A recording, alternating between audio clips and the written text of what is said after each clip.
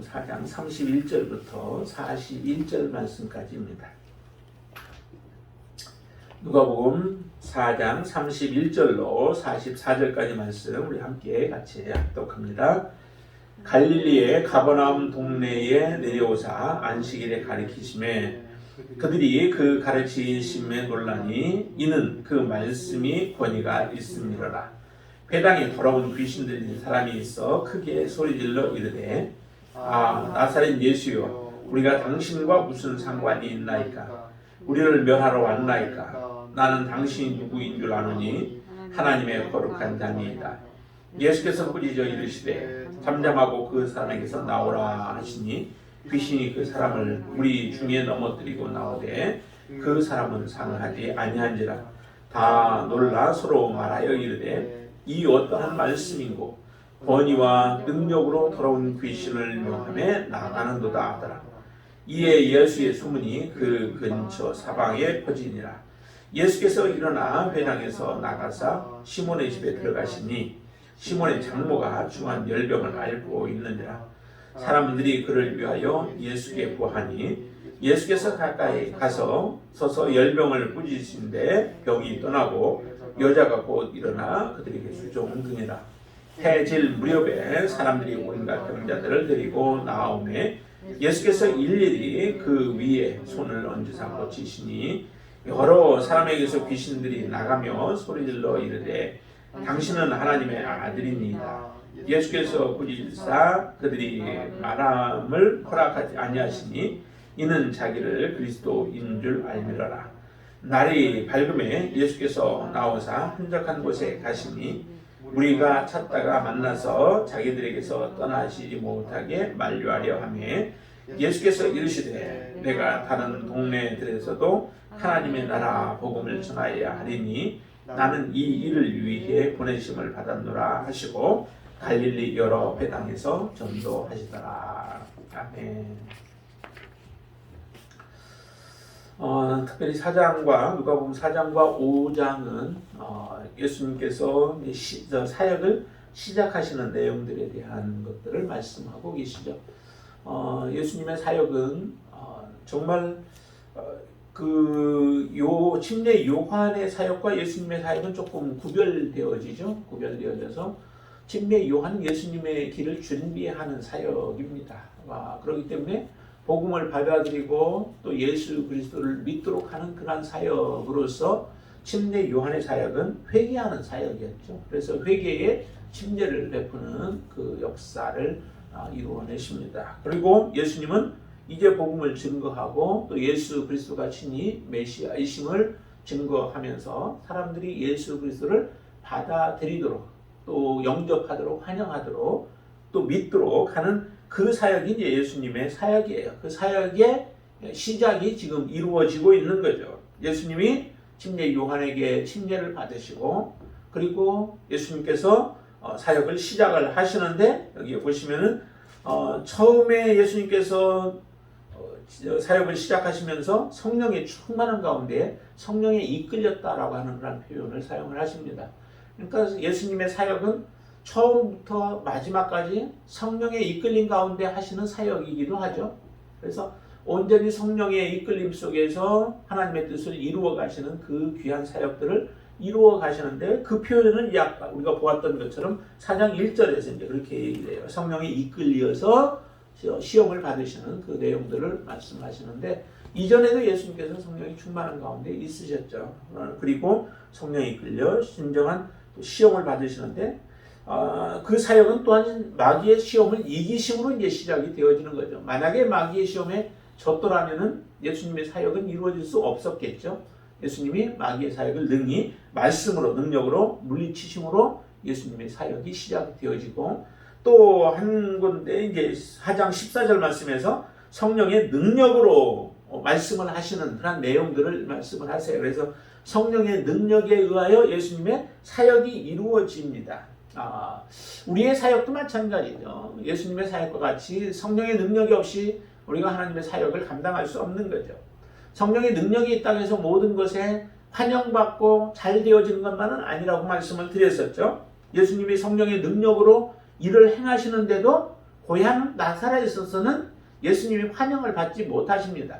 그리고 또 앞으로 이제 사역하는 과정 속에서도 예수님이 성령의 능력으로 하나님의 말씀을 정하고 하나님께서 하신 일들을 전하시지만 그 말씀이 전해지는 곳곳마다 모든 곳에 붕의 역사들이 일어나고 모든 사람들이 다 회개하고 다 돌아오는 것만은 아니라는 거죠. 그러니까 우리가 오해하기 쉬운 부분들이 성령의 능력으로 행해야 모든 부흥이 이루어진다 맞기도 하죠. 그러나 틀리기도 하다는 거죠. 모든 곳에 부흥이 완전히 일어나야 그것이 성령의 역사가 있는 것이다? 그것만도 아니에요. 한 사람만을 놓고 사역을 하는 그런 경우들도 있잖아요. 정말 외진데 또 그런데 농촌 같은데 이런 데서는 정말 한 사람의 사역이 평생의 그 한 목회자의 사역이기도 한 곳도 있다는 거죠.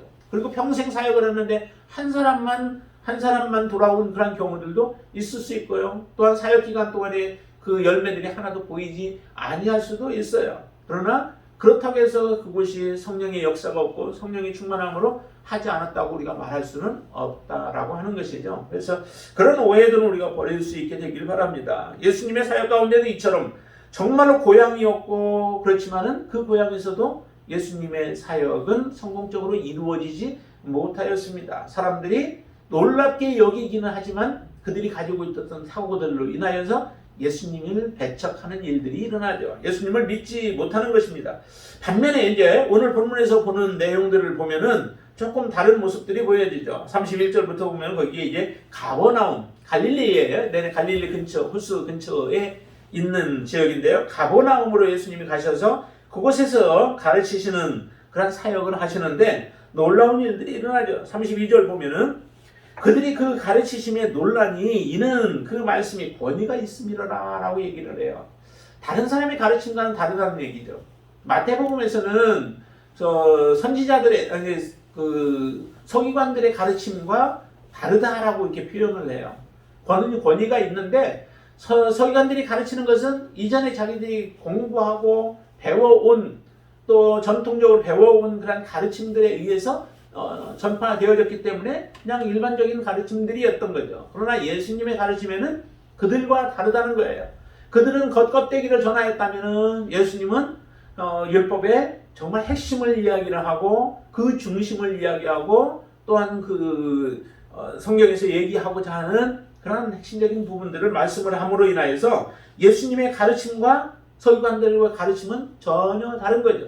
그러니까 권위가 있었다라고 이렇게 표현하는데 여기서는 그렇게 얘기합니다. 그 말씀이 단지 권위가 있음이로라 라고 얘기를 하죠. 가르치심에 놀라운 변화가 있는 거예요. 사람들의 마음에 감동을 주는 거예요. 사람들의 마음을 움직이는 거예요. 사람의 마음을 움직일 수 있는 게 그냥 달콤한 말만 했다고 움직여지지 않죠. 은혜는 받았다고 하는데 사람의 변화가 없다면 그것은 움직여진 게 아니죠. 은혜를 받았으면은 그 말씀에 도전을 받고 그리고 그 말씀과 같이 살아가는 삶의 모습이 있어야 되죠. 침례 요한이 얘기했던 것처럼 회개에 합당한 열매들이 나타나야 되는 겁니다. 그런 열매가 없다면은 회개했다라고 하지만은 그 회개가 진정한 회개는 아니라는 거죠. 입술의 고백으로 끝나버리는 회개에 불과한 거죠. 그런 사람들을 향하여서 침례 요한은 그래서 독사의 자식들이라고 외치셨던 이유가 거기에 있습니다. 침례를 받으려고 하는데 그들의 마음속에 회개의 열매는 없어요. 이전의 삶에 돌이킴이 없는 겁니다. 똑같은 삶의 모습을 하면서 단지 침례를 받고 싶어하는 모습이죠. 이와 같은 모습의 삶이 변화될 수 있는 것은 말씀이 권위가 있음으로 인하여 그 권위로 인하여 사람들의 마음에 변화가 생겨지는 그런 일들이 일어나게 되어지죠. 자, 그래서 말씀에 권위가 있음으로 인하여서 거기 한 가지 이제 사건이 일어납니다. 귀신 들린 사람이 소리를 지르는 가운데서 그 소리를 지를 때 이렇게 얘기를 하죠. 34절 한번 볼까요? 나타낸 예수여, 우리가 당신과 무슨 상관이 있나이까? 우리를 멸하러 왔나이까? 나는 당신이 누구인 줄 아노니 하나님의 거룩한 자니이다 라고 하는 그런 고백을 해요. 이렇게 외치는데 실제적으로 이 마귀가 귀신이 예수 그리스도를 알죠. 하나님을 알고 예수 그리스도를 알고 또한 우리에 대해서도 잘 아는데 이렇게 표현합니다. 당신이 누구인지 안다라고 얘기를 해요. 예수가 누구인지를 안다는 거죠. 사람들은 몰라요, 잘. 이제 단지 아는 것이 그분의 가르침이 다르다라고 하는 것을 알고, 또 앞에서도 예수님께서 직접 성경을 인용을 해서 내가 메시아다라고 하는 것을 말씀을 해주어서 들은 사람들은 예수 그리스도가 누구인가라고 하는 것에 대한 지식을 갖지만은, 그러나 그 지식을 가진 사람들조차도 실제적으로 예수님에 대해서 그들이 온전히 믿음의 고백을 드리지는 못하고 있죠. 우리가 아는 것과 실제 그 아는 것이 우리의 마음을 움직여서 그 아는 대로 우리를 움직여 갈 수 있도록 해야 그 진정한 고백이 나오게 되어지죠. 예수가 정말 주의 은혜의 해를 전파하는 그 예수이고, 지금 그 예수님이 우리 가운데 나타나셔서 이와 같은 사역을 하고 있다라고 하는 것을 제대로 받아들인다면 그 사람들은 예수 앞에 무릎을 꿇고 그분 앞에 회개하고 예수님께 나와야 하는 거죠. 우리가 어떻게 해야 합니까? 라고 하는 고백을 그 예수님 앞에 할 수 있어야 되는 거죠. 그런데 그런 고백이 나올 수 없다면 그 사람이 회개한 것이 아닙니다. 여기도 이 귀신도 다 예수가 누구인지도 알고 예수님은 하나님의 거룩한 자다라고 하는 그런 그 지식까지도 가지고 있죠. 하나님의 거룩한 자. 하나님의 거룩한 자면은 그 앞에 무릎을 꿇고 자기의 죄들을 고백하면서 주님의 자비와 긍휼을 구할 수 있어야 되지 않겠습니까? 그런데 그렇게 하지 않아요. 하나님의 거룩한 자라고 고백을 하고 그것을 안다고 하지만은 34절 아까 읽은 것처럼 나사렛 예수여 우리가 당신과 무슨 상관이 있습니까? 라고 얘기를 하는 거예요. 예수와 여러분들과 관계가 있죠. 분명한 관계가 있죠. 관계가 새롭게 정립이 되어졌죠. 이전에는 예수라고 하는 분이 정말 저 멀찍이 우리와 관계없는 분으로 있었던 그 예수가 이제 어느 날 예수 그리스도를 알고 나니까 그분 앞에 우리가 무릎을 꿇고 예수를 나의 주라고, 나의 메시아라고, 나의 주님이라고 우리는 고백할 수 있는 그 관계가 형성되어진 거예요. 그리고 예수는 우리의 주가 될 뿐만 아니라 또 예수님께서 우리를 하나님의 자녀로 또 친구로 받아들이는 이런 관계가 성립이 되어졌잖아요. 그렇기 때문에 우리가 하나님의 자녀라고 할 수 있는 것이지, 예수 그리스도와 관계가 없다면 우리는 더 이상 하나님의 은혜도 또 예수님의 자비도 긍휼도 받을 수 없는 존재가 되어져 버립니다. 귀신은 이렇게 고백을 하는 거죠. 자기와 무슨 관계가, 아무 관계가 없다는 거예요. 관계가 없는 자는 결과적으로 하나님 예수 그리스도의 심판만 기다릴 뿐이에요. 예수 그리스도의 보혈로 말미암아 우리가 하나님 앞에 자녀로 거듭나는 역사가 일어났을 때 심판에서 면하게 되어지지, 그렇지 않은 자는 모두가 하나님의 심판 가운데 나올 수밖에 없는 겁니다. 그래서 이 귀신이 이렇게 말하는 것을 예수님께서 들으시고 그 말을 잠잠케 만드시는 사건이 일어나게 되어지죠. 35절에 예수께서 꾸짖어 이르시되 잠잠하고 그 사람에게서 나오라 라고 하십니다. 말씀만 하시죠. 명령만 하시는 거예요. 단지 참 명령만 하는데도 불구하고 그 귀신이 떠나가는 역사가 일어나게 되어지죠. 오늘날 우리의 축사 같은 경우는 좀 이런 많은 조금 문제들이 많이 있죠. 막 때려가면서 안차한다라고 하면서 또 하기도 하고 하는데 그렇게 해야 낫는가? 아니죠. 지금 본 예수님의 경우는 그렇게 막 때리고 안차라고 하는 이런 모습들이 없어요. 그런데 어디서부터 그 안찰이 왔는지는 모르겠는데 그렇게 행하는 모습들을 봐요. 정말 이게 귀신을 쫓아내는 축사도 있죠. 예수님이 하신 것처럼 하나님의 자녀들은 그런 권세와 또 능력도 있습니다. 그런데 그것이 나의 어떤 힘으로 내가 애쓴다고 되어지는 게 아니라 예수 그리스도와 함께 동행하는 삶을 살고 우리가 예수 그리스도의 성품을 가지고 우리 안에서 성령의 역사가 일어나서 우리의 말에 권세가 있고 또 하나님께서 주신 하나님의 말씀으로 그 모든 것들을 행할 때에 그런 능력이 나타나는 것이지 우리의 수고, 우리의 노력으로 되어지는 것이 아니라는 거죠. 예수님의 모습을 보면은 우리가 어떻게 해야 하는가라고 하는 것에 대해서 잘 알 수 있을 겁니다. 예수님은 그냥 명령하시는 거예요. 그 말씀의 권위, 말씀의 능력으로 말미암아 귀신이 떠나가는 역사가 일어나게 되어집니다. 그래서 36절에 보면 36절에 보면 이렇게 얘기하죠. 다 놀라 서로 말하여 이르되 이 어떠한 말씀인고 권위와 능력으로 더러운 귀신을 명함에 나가는다라고 합니다. 이런 모습을 보지는 못했던 거죠. 사람들은 지금 예수님의 모습을 통해서 가르침도 그렇고 예수님이 지금 귀신을 쫓아내는 그 모습도 볼 때에 예수님의 놀라운 권위와 능력을 다시 한번 이제 목도하게 되어지는 겁니다. 사람들이 목도하고 이 예수님이 어떠한 분인가라고 하는 것을 알게 되어지죠. 참, 이와 같은 모습으로 예수님께서 하시는 모습이 이제 사람들에게 이 사람 저 사람들에게 다 알려지게 되어지죠. 37절 보면 예수의 소문이 그 근처 사방에 퍼졌다라고 말씀합니다. 모든 주변 사람들에게 아주 잘 전해지게 되어지죠. 이 가르치심, 놀라운 가르치심과 예수님이 귀신을 척사하는 그 모습만 보고서도 이와 같은 소문이 막 퍼져나가는 역사가 일어나게 되어져요. 우리의 인생, 우리의 삶 속에서는 또 여러분들의 인생 가운데서는 얼마나 놀라운 일이 일어났나요? 예수님으로 말미암아 예수님이 뭔가를 하는 것을 본 것이 아니라 우리의 인생 속에서 또 우리의 삶 속에서 하나님의 행하신 그 놀라운 일, 그 일을 우리가 전하는 자들이 되어야 한다는 거죠. 여기는 그 소문을 듣고 이제 본 사람도 직접 그것을 경험한 사람도 또 전하는 그런 일도 있었겠지만은 사건을 지금 바라본 사람들의 입에서 입으로 전해지는 그 소문이 전파되어지는 겁니다. 근데 우리는 하나님의 놀라운 은혜를 받았다고 하고 하나님은 예수 그리스도로 말미암아 구원받은 하나님의 자녀라고 우리는 자부하고 살아가면서도 우리의 입술을 통하여 사람들에게 증거되어지는 경우가 참 없다면은 우리가 다시 한번 정말 우리가 하나님 앞에 온전한 구원받은 자요, 그 구원의 기쁨을 누리며 살아가는 자요, 하나님의 나라를 사모하면서 살아가는 자인가라고 하는 것을 우리로 하여금 다시 한번 우리 자신에게 질문케 되어지는 그런 말씀이기도 합니다.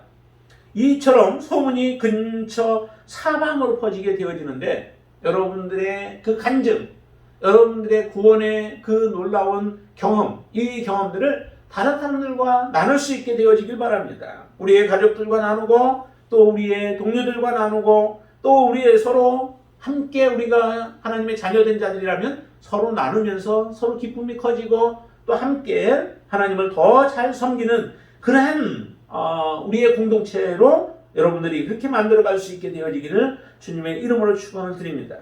이처럼 예수님의 그 사역 가운데 들어왔던 사람들은 예수님에 대해서 분명한 둘 중에 한 가지로 딱 알려지게 되죠. 그러니까 복음이 등장하면, 복음이 선포가 되어지면 그 복음으로 말미암아 항상 두 가지 일이 일어나게 되어지죠. 하나는 구원의 일과 하나는 심판의 일이 동일하게 이루어져요. 물이 다 좋은 것만 아니죠. 물이 안에는 한번 그러더라고요. 정말 물이 불보다도 더 무섭다라고 하면서 이제 해저턴을 그 얘기하면서 그 얘기를 하더라고요. 인정사정이 없다는 거죠. 한번 빨려 들어가게 되어지면 그것에 인정사정 없듯이 불도 마찬가지예요. 똑같지만은 이처럼 물은 좋은 것이지만은 그러나 때로는 그 물이 사람을 죽이기도 하고 사람을 고통스럽게 만들기도 한다는 거죠. 하나님의 복음이 우리에게 참 가장 큰 기쁨이고 우리에게 구원을 주시는 하나님의 능력이 되어지기도 하지만은 그 복음은 또 어떤 사람들에게는 그들을 심판하는 또 그리고 정죄하는 그런 말씀이 되어질 수 있다라고 하는 것을 여러분들이 기억한다면은 여러분들이 가는 곳마다 하나님의 자녀라고 한다면 우리의 삶을 통해서 사람들에게 이와 같은 일들이 드러나는 겁니다. 예수 그리스도의 향기로 생명 있는 사람, 생명을 얻을 사람들에게는 향기로 우리가 다가갈 수도 있고 또 사망으로 준비된 자들에게는 그 사망의 냄새로 그들 가운데 나타날 수 있다라고 하는 것. 그것이 바로 우리 믿는 하나님의 자녀들의 삶을 통하여서 드러날 수 있는 부분들이기도 합니다. 자, 그러면서 이제 또 한 가지 사건이 그 가운데 등장을 하는데요. 예수님이 그 베드로의 집에 들어갔는데 그 집에 베드로의 장모가 열병을 앓고 있었죠. 그것도 여기에 누가는 이렇게 표현합니다. 중한 열병을 앓고 있었다라고 표현을 하죠. 중한 열병 때문에 정말 고열로 인하여서 힘들어 해보지 않으면은 잘 그 고열로 인하여 고통당하는 모습을 모르는데요. 저도 정말 한번 고열이 나서 힘들었던 적이 이전에 그 다른 교회에 있을 때 사역을 하면서 느꼈는데 너무 정말 힘들더라고요. 발을 떼놓고 어디 가기도 힘들 정도로. 그래서 차를 운전하고 사람들을 데려다주고 하다가 중간에 병원으로 가서 아시는 분 이제 그 병원에 가서 그곳에서 링겔을 2개 맞고 그러고 나서 이제 좀 따뜻하게 곳에 있으니까 그 고통이 싹 풀려지더라고요. 그리고 열이 떠나가고 그래서 이제 움직여서 왔는데 그때 보니까 정말 죽을 것 같은 그런 느낌을 받을 만큼 힘들더라고요. 근데 여기에 보니까 중한 열병, 열이 계속 나면서 힘든 가운데 있었던 그 베드로의 장모를 예수님께서 여기도 보니까 39절 보면 이렇게 말씀하시죠. 같이 한번 읽을까요? 예수께서 가까이 서서 열병을 꾸짖으신데 병이 떠나고 여자가 곧 일어나 그들에게 수종되니라 라고 말씀합니다. 다른 데서는 이제 손을 잡으시고 하니까 이제 병이 떠나가는 그런 모습으로도 표현하지만은 여기는 열병을 꾸짖으십니다. 꾸짖으시니까 병이 떠났다라고 말씀합니다. 하나님의 명령 앞에 모든 것들이 다 떨죠. 우리가 볼 때는 생명이 없는 것처럼 보이는 그런 모든 존재들도 하나님의 명령 앞에는 다 순종하고 떨게 되어지죠. 모든 하나님의 피조물들이 다 하나님의 명령 앞에 순종하게 되어집니다. 열병조차도 지금 꾸짖으시니까 병이 떠나가는 역사가 일어나죠. 어떻게 보면 또 이게 하나의 귀신의 역사로 말미암아 그 베드로의 장모의 몸에 귀신이 또한 열병을 주었는지도 몰라요. 그렇기 때문에 꾸짖었는지도 모르지만은 그러나 일반적으로 예수님께서 다른 파도를 꾸짖기도 하고 바람을 꾸짖기도 하시는 이런 모습을 보면은 모든 것들이 하나님의 명령 앞에 온전히 순종하는 그런 모습을 보이는데 여기도 보니까 그렇게 병이 떠나가고 그리고 나서 이 장모는 예수님을 그들에게 수종드는 그런 모습을 보여줍니다. 얼마나 기쁘겠어요. 고통스럽다가 그 고통에서 헤어나오니 얼마나 마음이 가볍고 좋겠어요. 지금 아내도 몸이 좀 안 좋아. 오늘 검사를 받았는데 저기를 뭐죠?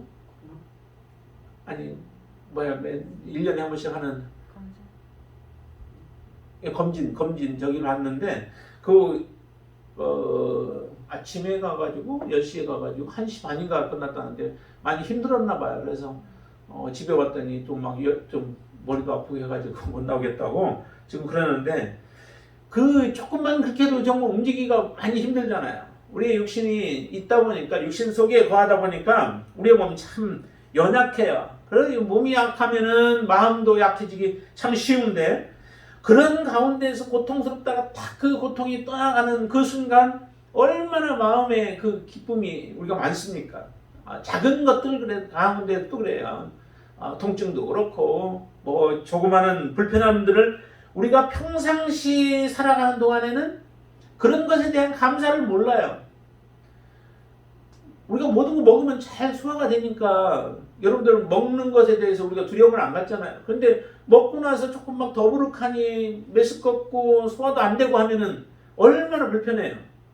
그러다가 그것이 어느 한순간에 딱 해결되어지면 마음이 너무도 평안하고 기쁨이 있으면서 내가 평상시 모든 것이 잘 되어질 때가 너무 감사한 거구나. 아무 일 없이 지나는 것이 정말 하나님 앞에 우리가 감사해야 할 일들이구나 라고 하는 것들을 깨닫게 되어지는데 지금 그런 모습과 같아요. 열병이 다 떠나가니까 이제 무엇이든 못하겠어요. 그러니까 예수님과 또 거기에 같은 무리들을 다 이렇게 수종 들고 하는 그 모습인데 이 마음이 사실은 변하지 말아야 되죠. 그때의 그 마음이 변하지 않아야 되는데 이 사람이 조금 지나면 이제 그것은 당연히 누려야 하는 것으로 생각하고 우리의 마음이 변화가 되어지는 게 이게 참 문제입니다. 저도 옛날에 아팠던 적이 있었다고 얘기를 드렸죠.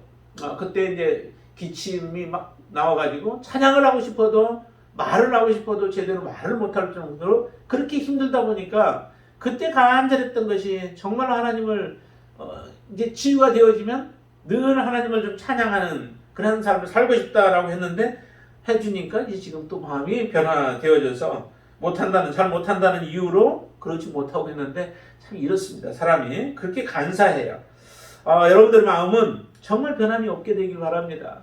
그 어떤 마음이냐면 처음에 예수 그리스도를 만났던 그 마음, 그 감격된 마음, 하나님을 사랑하는 마음, 하나님 앞에 감사한 마음, 내가 구원 얻었다라고 하는 그 기쁨이 변함이 없이 여러분들 마음에 충만케 되어진다면 그것이 내 마음에 가득하게 되어지면 항상 우리가 하나님 앞에 감사함으로 살아가고 섬기며 살아가는 가운데에도 불평불만이 나오지 않는 거죠. 근데 그것이 떠나버리면 우리는 금방 감사가 변화되어져서 불평불만으로 바뀌어지는 이런 삶을 살아가게 돼요. 어리석은 삶의 모습이죠. 자, 그러면서 이제 보면은 또 이제 병자들, 이 소문 때문에 많은 병자들이 예수님께 나오는 그 모습을 보여줍니다. 40절부터 보시면은 많은 사람들이 온갖 병자들을 데리고 나오매 예수께서 일일이 그 위에 손을 얹으사 고치셨다라고 말씀합니다. 이제는 말씀으로 이제 고치시지 않고 말씀의 권위와 능력으로 하시지 않고 일일이 그 위에 손을 얹어서 고쳐주시는, 안수해서 고쳐주시는 그 모습을 보여줍니다. 그런데 참 굉장히 다정한 모습을, 예수님의 모습을 보여주죠. 사람들이 밀려오니까 얼마나 많겠어요. 많은 소문들이 났겠어요. 그러니까 막 밀려오는 그 사람들인데도 불구하고 하나도 소외됨이 없이 일일이 다 안수하여서 그 사람들을 치유해 주시는 예수님의 그 마음이 우리 또 여러분들이 가져야 할 우리의 마음이 아닌가 싶습니다. 우리는 조금 잘 되어지는 뭔가 이렇게 사람들이 많이 오고 찾아오는 그런 식당들이나 이런 데를 가보면은 조금 소문이 좋아서 또 리뷰 같은 게 좋아서 가보면은 갈 때 가서 경험하면은 좀 사람들의 태도가 바뀌어진 그런 모습들을 많이 봐요. 이전에 왔을 때는 한 사람 한 사람 대해서 열심으로 최선을 다하면서 하다가 많이 사람들이 오니까 이제 귀찮아지기도 하고 힘들기도 하고 이렇게 생기니까 사람들에 대해서 대하는 태도들이 바뀌어지는 모습들을 보게 되어지는데 예수님은 그렇지 않습니다. 예수님의 사역이 많은 사람들을 온전케 하고 그들을 고통에서 풀어주고자 하는 것이 주님의 마음 아니겠습니까? 그 사역을 아시는 예수님은 사역을 위해서, 사명을 위해서 온전히 헌신하는 그 모습을 보여주는데 일일이 그 위에 손을 얹어서 고쳐주시는 예수님의 그 따뜻한 모습을 보여줍니다. 여러분들 안에 이런 따뜻함과 또 이런 사랑이 충만케 되어지길 바랍니다. 그래서 여러분들을 통하여서 많은 사람들이 더욱더 하나님 앞에 돌아오는 그런 역사들이 일어날 수 있게 되길 바랍니다. 그런데도 이런 가운데서도 사람들이 태도를 모습을 보면은 고침을 받은 사람들이 또 이렇게 표현들 하죠. 41절 보시면은 여러 사람에게서 귀신들이 나가며 소리질러 이르되 당신은 하나님의 아들입니다 라고 하는 그런 고백을 하죠. 그러니까 예수님의 모습을 이 3장 4장의 내용 안에서 보면은 여러 예수님의 모습을 우리에게 그대로 보여주죠. 예수님은 누구신가 라고 하는 것을 우리에게 말씀해 주십니다.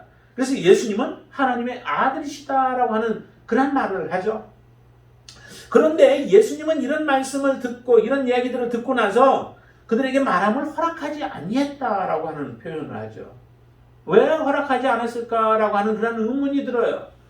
예수님이 본인 스스로도 내가 지금 이전에 예언되어졌던 그런 메시아임을 스스로 말씀도 하셨잖아요. 그렇죠? 그 18절과 19절 보시면은 예수님이 이전에 예언되어진 그 사건이 지금 현재 예수님이 말씀하고 있는 이 자리에서 이루어지고 있음을 얘기한다는 얘기는 곧 내가 예언되어진 메시아다라고 하는 것을 말씀하시는 거예요. 이렇게 스스로도 말씀을 하셨는데 귀신들이 나가면서 귀신이 또 말하는 그런 말들은 허락지 아니하시는 모습을 우리에게 보여줍니다. 근데 이것을 통하여 우리가 하나 알 수 있는 것은 귀신이 하는 말들이 사실은 사실적인 것은 맞죠.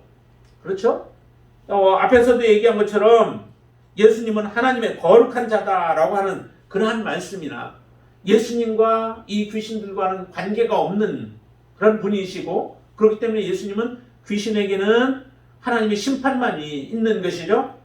그리고 여기 또 41절에서 얘기한 것처럼 예수님은 하나님의 아들이시다라고 하는 표현, 그리고 예수님께서 하셨던 말은 이는 자기를 그리스도인 줄 알미로라라고 하는 그런 표현들, 이런 것들이 다 예수님이 누구이신가라고 하는 것을 우리에게 잘 말씀해 주시는 것이죠.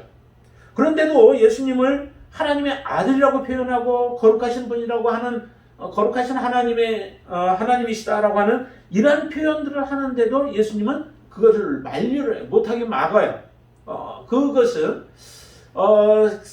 귀신들이 이런 말들을 할 때의 의도, 또한 아니면 그 목적, 이런 것들이 무엇인가라고 하는 것을 사실은 예수님은 잘 알고 있다는 거죠.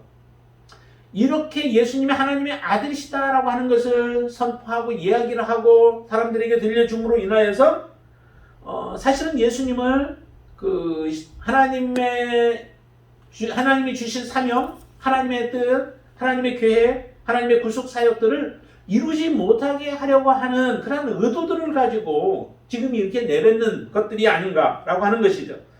그렇다면은 예수님은 이런 그 귀신이 하는 말들에 함께 동조하고 또 그것을 허용함으로 인하여서 예수님이 누리기보다는 그런 것들을 만류하고 예수님이 필요한 때 또 예수님이 하시고자 할 때 온전한 목적으로 그 일들을 이루어가는 것이 예수님이 원하시는 바이다라고 하는 거죠. 예수님이 하나님의 아들이시고 또 거룩한 하나님이시다라고 하는 것을 이렇게 드러냄으로 인하여서 그리스도이신 것에 대해서 드러냄으로 인하여서 사실은 뭐 잘못된 부분은 별로 없죠. 그러나 사람들이 잘못된 목적으로 그때 당시에 가지고 있었던 그 사람들의 생각이나 이런 것들을 보면은 메시아에 대한 생각도 사실 예수님이 가지고 계신 메시아의 사역의 일들과 이스라엘 백성들이 가지고 있었던 메시아를 기대하고 있었던 사람들의 기대하고는 많이 차이가 나죠. 그렇기 때문에 예수님이 오병이어의 역사를 이루어서 사람들을 먹이고 하면 할 때에도 사람들의 목적은 어디에 섰냐면은 자기들이 바랐던 메시아상, 그리고 그 메시아가 우리를 위하여서 우리의 필요를 채워줄 그 메시아를 기다리고 있었던 거죠. 그러나 하나님은 우리가 원하는 그 목적이 아니라 하나님이 원하시고 하나님이 주시고자 하는 영원한 것을 바르게 주기를 원하시는 마음이 하나님의 마음 가운데는 있었던 거예요. 그 일을 이루기 위해서 주님은 오신 거예요. 우리의 필요를 채우기 위한 것이 아니라는 거죠. 이런 귀신들의 말에 부하내동하는 많은 무리들, 이런 사람들을 예수님께서 만류하기 위한, 또 아니면 그거를 제지하기 위한 하나의 목적이 그 가운데 있었다라고 우리는 보여집니다. 그렇게 말하는 것들을 예수님께서는 제지하시는 그 모습과, 그리고 나서 42절에 보면은 많은 사람들이 예수님을 떠나가지 못하도록 같이 함께 있기를 요구하는 그런 내용들이 나오죠. 예수님이 하시는 일들을 보니까 자기들과 함께 있으면 많은 유익함을 얻을 것 같으니까 또 이렇게 요구하는 것일 겁니다. 그래서 거기에 42절을 한번 같이 읽습니다. 날이 밝음에 예수께서 나오사 한적한 곳에 가시니 무리가 찾다가 만나서 자기들에게서 떠나시지 못하게 만류하여 하매라고 나오죠. 사람들의 마음은 간절히 예수님을 사실은 필요로 했어요. 근데 그 간절히 필요로 함이 어떤 목적일까요? 바로 고침을 받았고 또 질병 가운데 있는 사람들, 자기와 관계된 모든 사람들이 그런 치유함을 받으면서 예수님 안에서 진정으로 평강을 누리고 살아가기를 원하는 이런 마음들이 다 있었겠죠. 그러니까 예수님을 떠나가지 말라고 만류하고 있는 이런 모습들이에요. 그러나 뒤에 이제 나중에 가면은, 뒤쪽에 가면은 그곳에서 사람들의 모습을 보면은 이 가버나움 사람들이 나중에 예수님의 책망을 받는 내용이 나와요. 정말 이 마음이 처음에 가졌던 이 간절함과 또 예수님을 필요로 여겼던 이 마음들이 올바른 그런 마음들이었었다면은 이 사람들이 진정으로 예수님에 대해서 그 메시아를 바르게 받아들이고 믿고 신뢰하면서 믿음으로 나가면은 책망받을 일이 없죠. 그런데 자기들이 고침을 받았고 경험을 했지만은 실제적으로 그들의 목적과 그들의 생각과 그들이 요구하는 바들이 사실 하나님이 원하시는 바와는 일치하지 못한 모습들을 우리에게 그대로 보여주는 거예요. 이 갈릴리 지역에서 많은 예수님의 사역이 이루어졌잖아요. 그런데 그 지역에 있었던 고라신, 벳세다, 또 이 가버나움과 같은 이런 곳들이 예수님의 많은 책망을 받아요. 너희들에게 행했던 일들을 저 두루와 시돈에서 행했더라면 그들은 벌써 죄를 뒤집어 쓰고서 회개했을 것이다 라고 하시는 그런 말씀을 하시고, 너희들보다도 오히려 더 소돔과 고모라 성의 사람들이 그들도 멸망을 받았지만은 더 심판날에 견디기가 쉬울 것이다 라고 하시는 말씀들을 해요. 더 악하다는 거죠. 이렇게 환호를 하고 예수님을 떠나지 못하기까지 만류까지도 하는데 왜 그와 같은 일들이 일어나는가라고 하는 것을 우리가 본다면은 잘못된 생각으로 믿음의 시작을 하게 되어지면 그것이 중간에 바뀌어져서 온전한 믿음으로 우리가 갖지 않는 한은 그들이 바뀌어지지 않는다면은 결과적으로 예수님을 오랫동안 따라다니고 한다 할지라도 그들은 온전한 믿음 가운데 구원 얻는 삶을 살아갈 수 없게 되어진다라고 하는 것들을 우리로 하여금 알게 하죠. 정말 이 사람들의 모습이나 또 뒤에 가면은 거라사 지역에서 그 귀신 들렸던 사람이 있었잖아요. 군대 귀신 들렸던 자. 그 사람의 모습을 보면 그 지역에 있는 사람들의 모습을 보면은 실제적으로 거라사 지역에서 군대 귀신 들렸던 사람은 예수님을 따라가려고 해요. 그러나 예수님이 따라오지 못하게 하고 집에 가서 너에게 일어났던 사건들을 이야기하라고 하면서 예수님이 못 따라오게 하시는데, 그런데 그 지역의 사람들은 예수님의 이 놀라운 그 이적의 역사를 바라보면서 믿음이 생겨진 게 아니라 그들은 자기의 이익들만 생각하며 예수님을 떠나가기를 요청을 하는 내용들을 우리가 봅니다. 그런 것과 같이 지금 여기에서도 정말로 예수님을 맞아들이고 반응하지만 그것을 계속해서 지켜내지 못한다면 결과적으로 이 가버나움이 책망받는 것과 같은 그러한 일들이 일어나게 되어진다는 것입니다. 우리의 삶, 또 여러분들의 삶 가운데서 정말 그래서 중요한 것이 뭐냐면은 마지막까지 예수 그리스도를 붙잡고 믿음으로 살아가는 거예요. 우리가 처음 들었던 그 예수 그리스도에 대한 복음, 그 복음이 흔들리지 말아야 된다는 거죠. 예수님이 원하시는 바가 무엇인가요? 거기에 43절에 이렇게 얘기하죠. 붙잡는 그 사람들에게 같이 있으면 얼마나 같이 있는 동안에 이 사람들이 좋아했겠어요. 그리고 예수님을 잘 선생으로서 또 아니면 자기의 메시아로서 잘 이렇게 대접을 하겠어요. 있는 동안에 또 도움을 받는 동안에는. 그런데 예수님께서 함께 있지 아니하고 이렇게 얘기합니다. 43절 같이 한번 있죠. 예수께서 이르시되 내가 다른 동네들에서도 하나님의 나라 복음을 전하여야 하리니 나는 이 일을 위해 보내심을 받았노라 하시고, 그리고 갈릴리 여러 회당에서 전도하셨다라고 해서 예수님 거기 머물지 않으십니다. 안주하지 않으세요.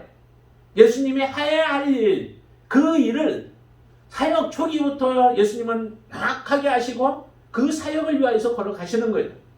그 가시는 과정 속에서 이 사람 저 사람 많은 사람들이 예수님을 만났다가 떨어져 나가고 하는 이런 일들을 반복하는 가운데서도 예수님의 사역은 흔들리지 않는 거예요. 흔들리지 않냐는 예수님의 그 사역, 사명, 이것을 이루시는 예수님처럼 우리가 예수 그리스도를 한번 만나서 우리가 구원받은 하나님의 자녀들은 우리의 소망은 이제 오직 천국 아니겠어요? 그 소망에다 우리의 소망을 두고 우리는 항상 주님을 바라보면서 주님과 동행하며 살아가는 그 삶을 이루어내야 하는 것이 저와 여러분들이 하셔야 할 일들이라는 거죠.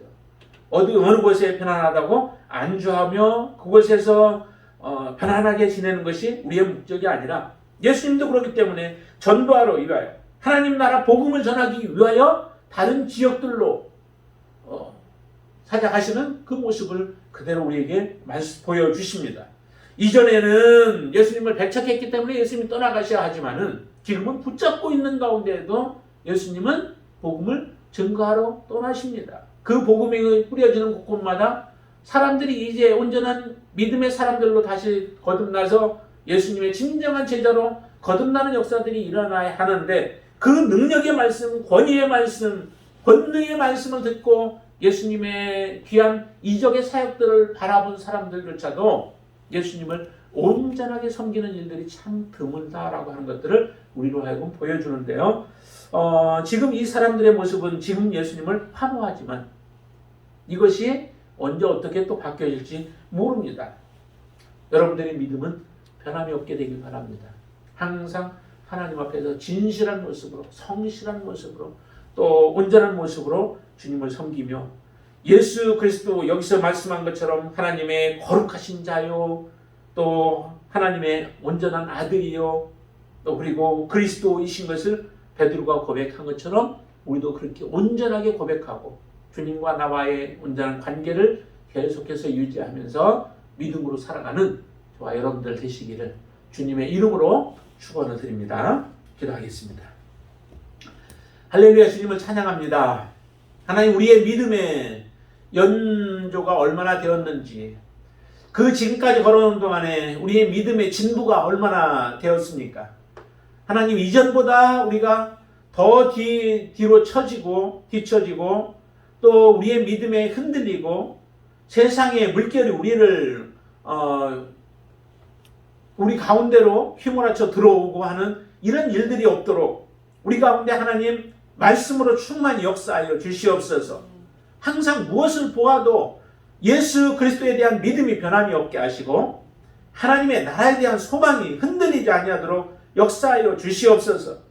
처음 예수 그리스도를 만나서 우리가 감격하고 또 예수 그리스도를 만나서 죄 사함의 기쁨을 얻고 그 은혜로 우리가 살아온 것처럼 앞으로 살아가는 동안에도 하나님 이처럼 그 마음이 변함이 없게 하여 주시옵소서. 더욱더 굳건하여서 예수 그리스도를 닮아가게 하시고 예수 그리스도의 형상에 이르기까지 우리가 성숙해 갈 수 있도록 역사하여 주시옵소서. 우리가 회개하였다면 더 이상 이전에 더러운 삶으로 돌이키지 않게 하여 주시옵소서. 돼지가 다시 구덩이로 들어가고 개가 토했던 것을 다시 먹는 것 같은 어리석은 삶을 우리는 청산하게 하여 주시옵소서. 오직 예수 그리스도 안에 진정한 소망을 가지고 믿음으로 살아가는 자가 되어져서 우리의 사명도 하나님 흔들림이 없게 하시고 더욱더 견고해지게 하여 주시어서 하나님 앞에 섰을 때 영광받는 삶이 되어지도록 인도해 주시옵소서. 예수님의 이름으로 간절히 기도드리옵나이다. 아멘.